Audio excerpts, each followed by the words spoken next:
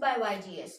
सो आज हम basically drive करने वाले हैं जनरल गैस इक्वेशन को, जो कि हमारे पास आइडियल गैस इक्वेशन भी कहलाती है। हमें पता है कि हमारे पास जो है वो गैस के 3 लॉज जो है वो दिए गए हैं, जो कि वॉल्यूम का रिलेशनशिप बिटवीन प्रेशर, टेम्परेचर और नंबर ऑफ मोल से जो है वो रिलेटेड हैं। अगर हम बात करें तो सबसे पहले हमारे पास आता है बॉयल्स लॉ। और बॉयल्स लॉ हमारे पास किस चीज को शो करता है? ये शो करता है कि हमारे पास वॉल्यूम जो है वो इनवर्सली प्रोपोर्शनल है प्रेशर के। फिर अगर हम बात करें तो चार्ल्स लॉ आता है।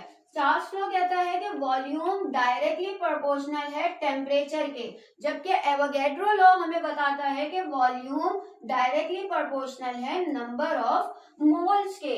तो अब क्या होता है, बेसिकली जब हम जनरल गैस इक्वेशन को ड्राइव करते हैं तो हम इन तीनों के तीनों इक्वेशंस को क्या कर देते हैं, कंबाइन कर देते हैं। और जब हम इसको कंबाइन कर देते हैं तो हमारे पास सूरत हाल कुछ यूं आती है। ये हमारे पास बेसिकली इस तरह आती है।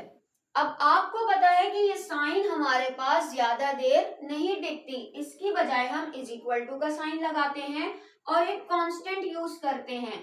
और जब यहाँ पर हम कोई कांस्टेंट यूज करेंगे तो वो होगा हमारे पास r, और ये हो गया 1/p, ये हो गया हमारे पास t और n।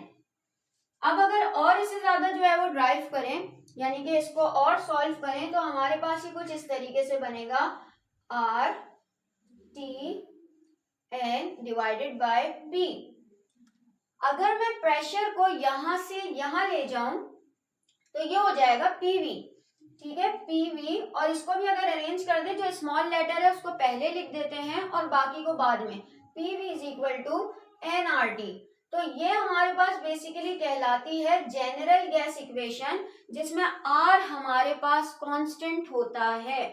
अच्छा, फिर अगर हम इसको आगे और प्रोसीड करें, अगर हम कहें कि 1 मोल ऑफ कोई भी गैस है, 1 मोल ऑफ गैस, तो 1 मोल का मतलब क्या है कि n की वैल्यू आ गई हमारे पास 1, और n की वैल्यू जब हमारे पास 1 आएगी तो ये हो जाएगा pv is equal to RT।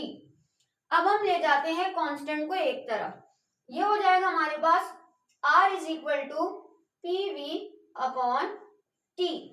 अब वही है हमारे पास इनिशियल अगर कंसंट्रेशन है, इस इनिशियल अगर स्टेट है, तो हम कहेंगे R is equal to P1 V1 upon T1। और अगर हमारे पास आफ्टर एक्सपेरिमेंट कोई वैल्यू है तो हम कहेंगे R is equal to P2 V2 and T2। वही चीज है हमारे पास, क्या R जो है वो यहाँ पर कांस्टेंट होता है, और कांस्टेंट जो है वो हमारे पास मीन अनचेंज। तो यहाँ पर ये चीज हो जाएगी P1 V1 upon T1 is equal to P2 V2 upon T2। तो ये फॉर न्यूमेरिकल बेसिस जो है वो हम इसको यूज करते हैं, और ये हमारे पास जनरल गैस इक्वेशन आती है।